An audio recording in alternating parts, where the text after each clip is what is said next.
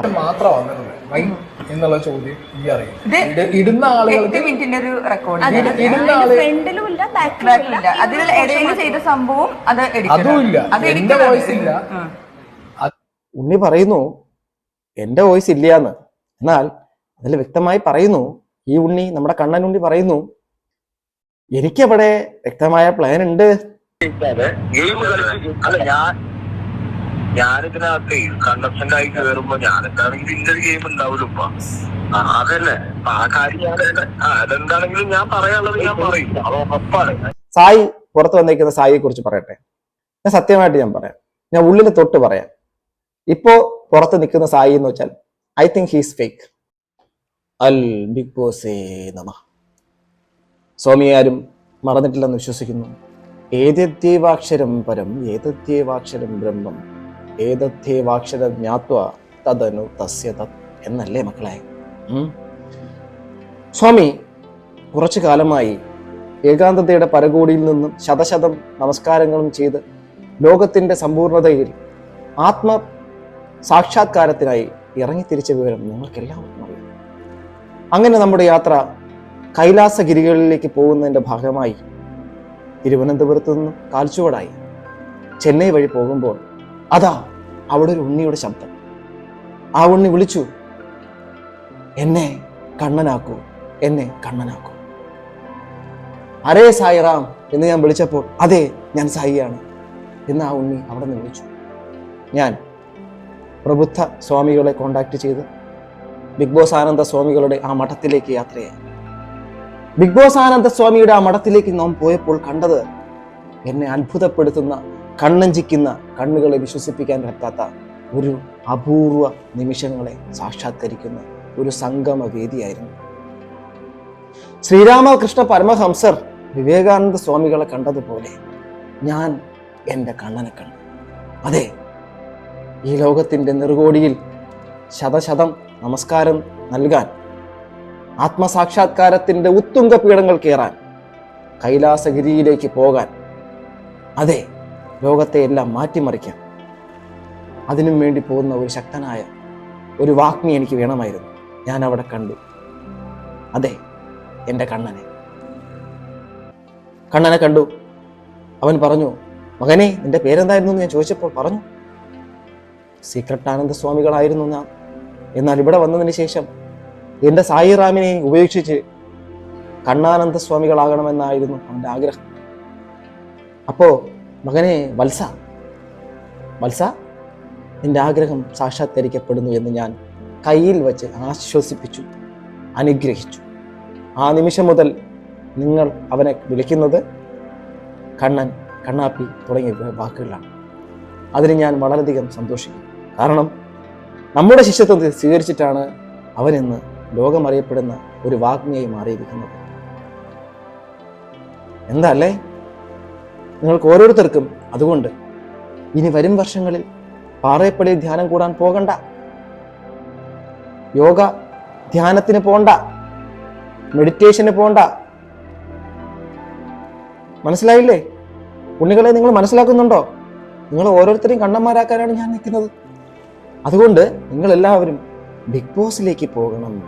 Big boss ആനന്ദ സ്വാമിയുടെ ശിഷ്യത്വം സ്വീകരിച്ച് നിങ്ങൾ ക്ലെൻസ് ചെയ്യണം, നിങ്ങൾ റെക്ടിഫൈ ചെയ്യണം, നിങ്ങളെ തിരിച്ചറിയണം.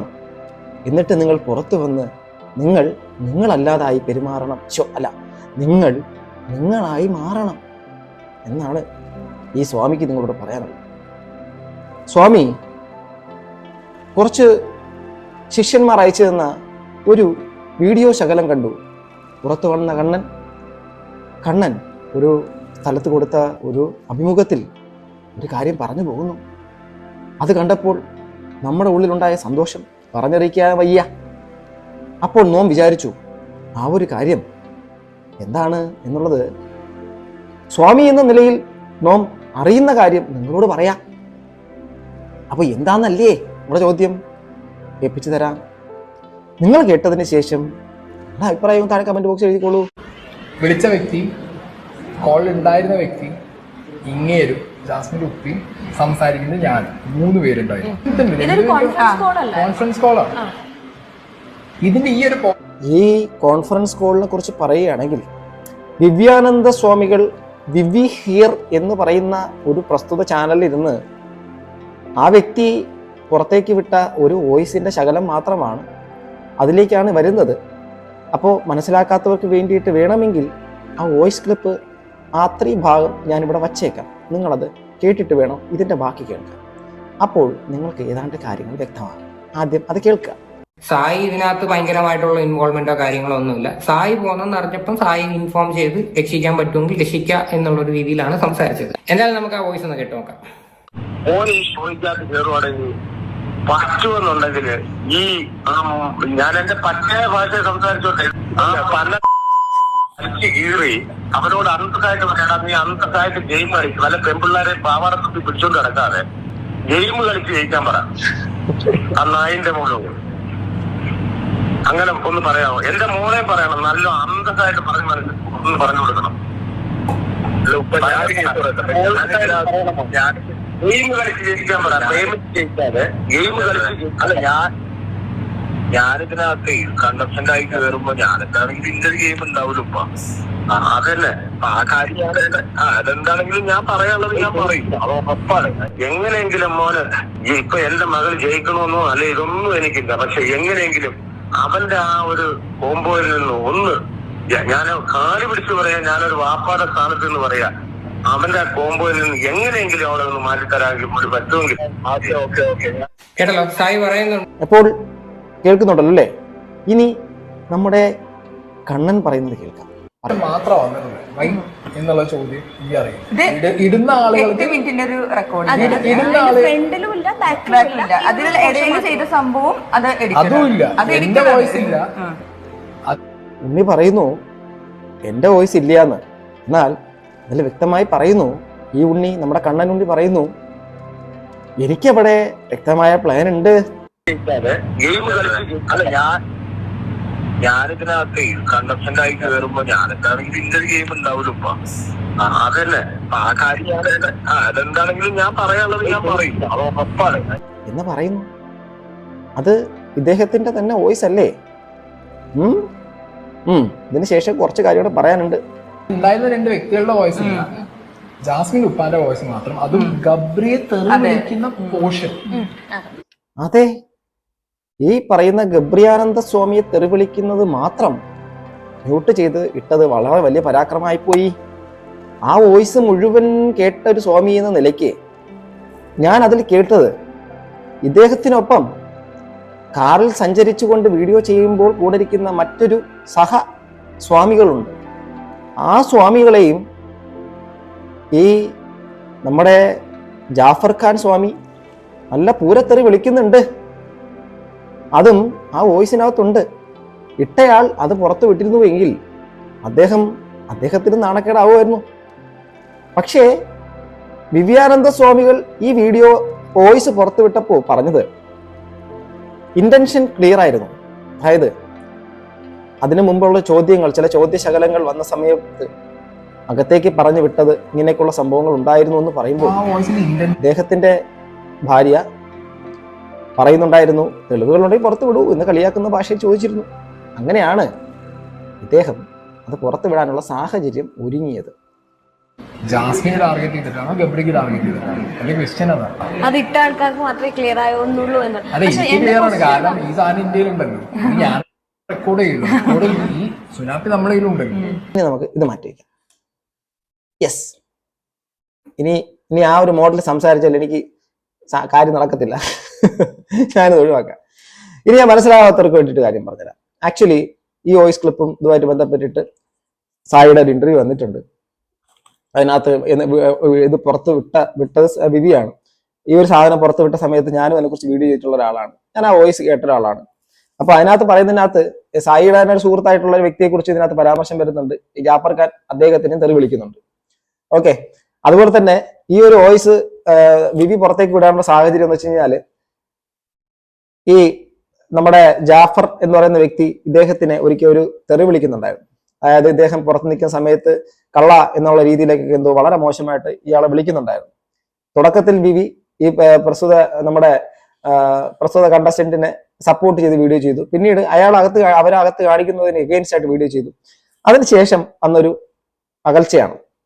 അതിനുശേഷമാണ് ഈ പുള്ളിക്കാരൻ വിവിയെ വിളിച്ച് വളരെ മോശമായ പരുഷമായ ഭാഷ പറഞ്ഞത്.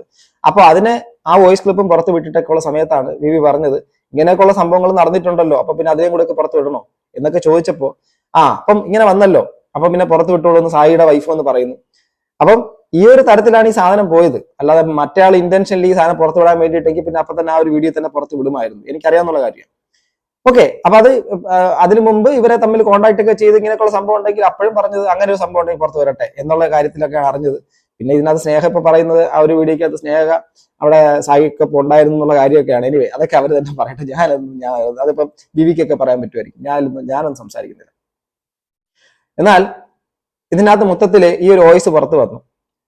അതിൻ്റെ അകത്ത് സായി ചോദിക്കുന്നത് സായിക്ക് എഗെയിൻസ്റ്റ് ആയിട്ടാണ്. സായിക്ക് എഗെയിൻസ്റ്റ് ആയിട്ട് എന്തെന്നാണ് ആ ബിവിയുടെ വീഡിയോ ആണെങ്കിലും അതിനുശേഷം ഞാൻ അതിനെക്കുറിച്ച് റിയാക്ട് ചെയ്ത വീഡിയോക്കകത്താണെങ്കിൽ സായി, അതുപോലെ തന്നെ ഞാൻ ഈ പ്രസ്തുത കണ്ടസ്റ്റന്റിന്റെ അച്ഛനെയൊക്കെ വളരെയധികം അവരുടെ വിഷമത്തിനെ കുറിച്ച് അഡ്രസ് ചെയ്തു. ആ പുള്ളിക്കാരനത് അഡ്രസ് ചെയ്തത് അങ്ങനെയാണ്, മകളെ എങ്ങനെയെങ്കിലും നേർവഴിക്കുന്നതായിരിക്കും. എന്തൊക്കെയാണ് ആ പുള്ളി ചെയ്തത്? ഒന്ന് അകത്ത് ബ്ലോക്ക് ആണെന്ന് വിളിച്ച് പറഞ്ഞ് അവിടെ വിളിച്ച് തെറി വിളിച്ച് കൺഫഷൻ റൂമിൽ തെറി വിളിച്ച് പറഞ്ഞു, നേരെ നടക്കാൻ പറഞ്ഞു. രണ്ടാമത് കയറിപ്പോയി പറഞ്ഞു. അതിനു മുമ്പ് സായിയോട് പറഞ്ഞയച്ചു.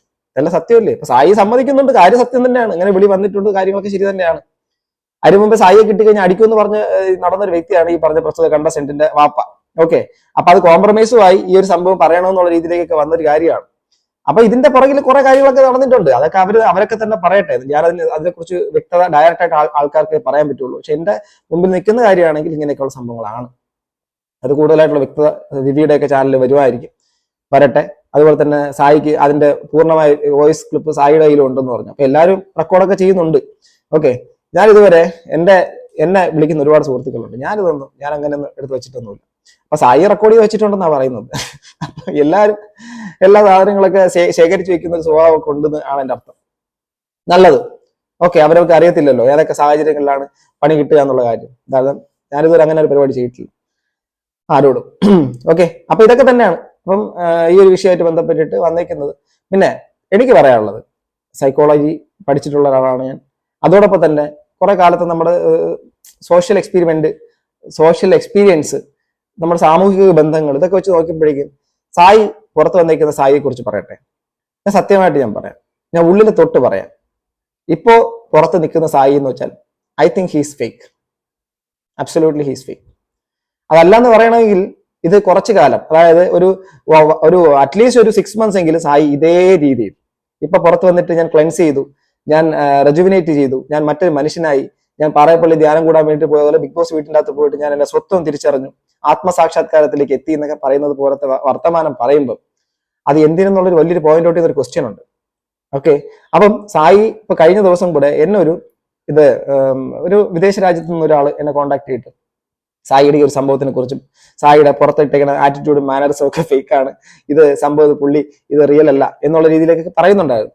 ഞാൻ സായിയെ നേരിട്ട് കണ്ടിട്ടുള്ള ഒരിക്കൽ നമ്മുടെ റോബിന്റെ എൻഗേജ്മെന്റിന്റെ സമയത്ത് നേരിട്ട് കണ്ടിട്ടുണ്ട്. അതിനുശേഷം അനവധി പ്രശ്നങ്ങളും കാര്യങ്ങളുമായിട്ട്, കോണ്ടന്റിന്റെ കാര്യങ്ങളുമായിട്ടൊക്കെ ബന്ധപ്പെട്ടിട്ട് എന്റെ കാര്യങ്ങളിനകത്താണെങ്കിലും മറ്റുള്ള കാര്യത്തിനകത്താണെങ്കിലും നമ്മൾ കമ്മ്യൂണിക്കേറ്റ് ചെയ്തിട്ടുണ്ട്. അതൊക്കെ എനിക്കറിയാം. പക്ഷേ അത്ഭുതപ്പെടുത്തിയത് സായി ഈ പണപ്പെട്ടി എടുത്തുകൊണ്ട് വന്നതിന് ശേഷവും അവിടെ അകത്ത് വെച്ച് നടത്തിയിട്ടുള്ള അദ്ദേഹത്തിന്റെ ഫാമിലിയെ കൊണ്ട് അകത്ത് കൊണ്ടുവന്ന സംഭവങ്ങളൊക്കെയാണ്. ഞാൻ ഇതിനകത്ത് കുറെ കാര്യങ്ങൾ പോയിന്റ് ഔട്ട് ചെയ്ത് കഴിഞ്ഞാൽ അത് സംഭവം സായിയുടെ സൈഡിൽ പോയിന്റ് ഔട്ട് ചെയ്യപ്പെടും. അതായത് ഒന്ന്, സായി പറഞ്ഞതിനകത്ത് അച്ഛൻ, അമ്മ, ഇവരുടെ അല്ലെങ്കിൽ വൈഫ് സ്വന്തമായിട്ട് സ്വത്വം തിരിച്ചറിയുന്ന വ്യക്തി, ക്ലെൻസിങ്ങിലേക്ക് പോകുന്ന വ്യക്തി, സത്യം പറഞ്ഞാൽ ഭാര്യയെയും, അത് ഞാൻ അന്നത്തെ വീഡിയോയിലും പറഞ്ഞിരുന്നു, ഭാര്യയെയും അമ്മയെയും തമ്മിലുള്ള പ്രശ്നമൊന്നും പബ്ലിക് പ്ലാറ്റ്ഫോമിൽ പറയത്തില്ല. അവർക്ക് പുള്ളിക്ക് അങ്ങോട്ടും ഇങ്ങോട്ടും കൂടെ ഇവർ രണ്ടും കൂടെ എന്താണ് സ്നേഹ പ്ലസ് അമ്മ സമാധാനം ഫോർ മീ എന്ന് പറയുമ്പോൾ അയാൾക്ക് സ്വന്തം വീട്ടിൽ ഭാര്യയെ കൊണ്ടും അമ്മയെ കൊണ്ടും സമാധാനമില്ലായിരുന്നു എന്നാണ് പബ്ലിക് പ്ലാറ്റ്ഫോമിൽ കൂടെ വിളിച്ച് പറഞ്ഞത്. രണ്ട്, അച്ഛന്റെ കാര്യം, അച്ഛനെ വിളിക്കരുത്, വരരുത് എന്നൊക്കെ പറഞ്ഞ് അച്ഛൻ ഇങ്ങോട്ട് വരരുത്. അപ്പൊ അച്ഛനെ വിളിച്ച് സംസാരിക്കുന്ന സമയത്ത് പുള്ളിയോടും പറഞ്ഞു, അപ്പൊ പുള്ളിക്കാരനും പറഞ്ഞു എന്റെ അങ്ങനെ എങ്ങനെയൊക്കെ. ഓക്കെ, അതൊക്കെ അവരുടെ കാര്യങ്ങളൊക്കെ പേഴ്സണൽ കാര്യങ്ങളാണ് അകത്ത് വന്നേക്കുന്നത്. അപ്പൊ അങ്ങനെ ഒരു സാഹചര്യം സൃഷ്ടിച്ചത് സായി തന്നെയാണ്. അപ്പൊ ഇതെല്ലാം സായി കൊണ്ടുവന്നിട്ട് ഞാൻ ഇനി മുതൽ കണ്ണനാണ്, പുറത്ത് സീക്രട്ട് ഏജന്റ് ഇല്ല എന്നൊക്കെ പറഞ്ഞ. അപ്പം ഇതെല്ലാം എന്തിനു കൊണ്ടുവന്നു?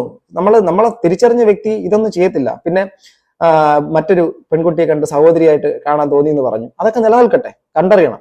കാരണം ആത്മസാക്ഷാത്കാരമോ അങ്ങനെ ക്ലെൻസിങ്ങോ വന്ന വ്യക്തിക്ക് എല്ലാവരോടും തുല്യമായ ഒരു സംഭവം ഉണ്ടാവുന്നതിനപ്പുറത്തേക്ക് ഒരു പ്രകടമായിട്ട് ഒരാളോടും അങ്ങനെ തോന്നത്തില്ല. അവിടെയും സായിയുടെ ഒരു ഗെയിം സ്പിരിറ്റ് വന്നു. പിന്നെ രണ്ടാമത് പുറത്തിറങ്ങി വന്നതിന് ശേഷം എന്താ പറയാ ജാഫർ ഖാന്റെ നമ്മുടെ എന്താണ് മോദി കൊടുക്കാൻ വേണ്ടിയിട്ടാണെന്ന് പറഞ്ഞില്ലല്ലോ എന്നൊക്കെ പറഞ്ഞ് സായി ഡയറക്റ്റ് ആയിട്ട് സായിയുടെ ക്യാരക്ടർ ഷിഫ്റ്റ് സീക്രട്ട് ഏജന്റിലേക്ക് വരുന്നുണ്ടായിരുന്നു. പിന്നെ അത് കൺട്രോൾ ചെയ്യുന്ന കാര്യം കാണാം. ഇങ്ങനെ പലതും ഉണ്ട്. അപ്പം സായി അഭിനയിക്കുകയാണെന്നാണ് എനിക്ക് തോന്നുന്നത്. സായി ഇപ്പൊ പുറത്ത് വന്നിട്ട് അത് സായി തന്നെ തെളിയിക്കേണ്ടതാണ്. ഇതല്ല സായിയുടെ ക്യാരക്ടർ, റിയൽ ആയിട്ട് ഇപ്പൊ സായി ഇങ്ങ് മാറി ബിഗ് ബോസ് എന്നുള്ള സംഭവത്തിലേക്ക് പോയി. ഇനി അടുത്ത സീസണുകളിലേക്ക് വരുമ്പോഴേക്കും നിങ്ങളിപ്പം എന്താണ് മദ്യപാനം നിർത്തിയവരോ അല്ലെങ്കിൽ മറ്റുള്ള തരത്തിലേക്ക് എന്തെങ്കിലും അഡിഷൻ ഉള്ളവരോ ഒക്കെ ബിഗ് ബോസിലേക്ക് പോവുക. അതിനുശേഷം നിങ്ങൾ ക്ലെൻസ് ചെയ്ത്, നിങ്ങൾ റെജുവിനേറ്റ് ചെയ്ത്, നിങ്ങളൊരു പുതിയ മനുഷ്യനായിട്ട് മാറി പുതിയൊരു കണ്ണനെ പോലുള്ള ഡ്യൂപ്ലിക്കേഷൻസിലൂടെ നിങ്ങൾ നല്ലവരായിട്ട് പുറത്തേക്ക് വരിക എന്നുള്ളതാണ്. ഓക്കെ, ഇത് ഞാൻ എന്താ പറയാ വളരെ സൗഹൃദപരമായിട്ടാണ് സംസാരിക്കുന്നത്. ഓക്കെ, അപ്പം ഇതൊക്കെ തന്നെ പറയാനുള്ളൂ. ബാക്കി സായിയുടെ ഇന്റർവ്യൂസ് ഒക്കെ വരട്ടെ, കണ്ടിട്ട് അതിനെക്കുറിച്ചൊക്കെ നമുക്ക് അരി വാങ്ങാമല്ലോ അല്ലേ. സായി അരി വാങ്ങിക്കൊണ്ടിരുന്ന ആളാണ്. സായി ഇപ്പം ലൈറ്റ് വെർഷൻ അരിയാണ്, 2.0 ആണ്. സായി 2.0 അതിലുള്ള ഒരു അരി വാങ്ങലാണ്. അപ്പം നമുക്ക് സായി നമുക്കൊരു ക്യാരക്ടർ ഉണ്ട്, അതിന് നെഗറ്റീവ് ഉണ്ട്, പോസിറ്റീവ് ഉണ്ട്, എല്ലാം ഉണ്ട്. അത് അക്സെപ്റ്റ് ചെയ്തുകൊണ്ട് നമുക്കൊരു ഇതുണ്ടാവും, ചേഞ്ച് ഉണ്ടാവും. പക്ഷെ നമ്മുടെ ആറ്റിറ്റ്യൂഡിൽ ചേഞ്ച് വരത്തില്ല. എനിക്ക് തോന്നുന്നില്ല എന്റെ ആറ്റിറ്റ്യൂഡിൽ ഇനി ചേഞ്ച് വരുമെന്ന് എനിക്ക് അറിയത്തില്ല. കാത്തിരുന്ന് തന്നെ കാണേണ്ടി വരും. സോ സായിയുടെ ഈ ഒരു ചേഞ്ച് ഒരു വല്ലാത്തൊരു ഡ്രാമാറ്റിക് ആയിട്ടുള്ള ചേഞ്ച് ആയിട്ട് തോന്നി. ഓക്കെ, അതെനിക്കിപ്പോഴും എനിക്ക് അത് പറ്റുന്നില്ല. എന്താണ് സായി ഇതിന്റെ പിന്നിൽ ഉദ്ദേശിക്കുന്നതെന്ന് മനസ്സിലാവുന്നതേ ഇല്ല. ഓക്കെ, അപ്പോൾ ബാക്കിയുള്ളതൊക്കെ വരട്ടെ, വഴി കൂടെ വരട്ടെ. ഇനിയിപ്പം ഇതൊക്കെ എഗെയിൻസ്റ്റ് ആയിട്ട് സംസാരിക്കുമ്പോൾ ഇനി സായി ട്രിഗർ ആയിട്ട് അയ്യോ അവരെല്ലാവരും നമുക്കെതിരെയാണല്ലോ.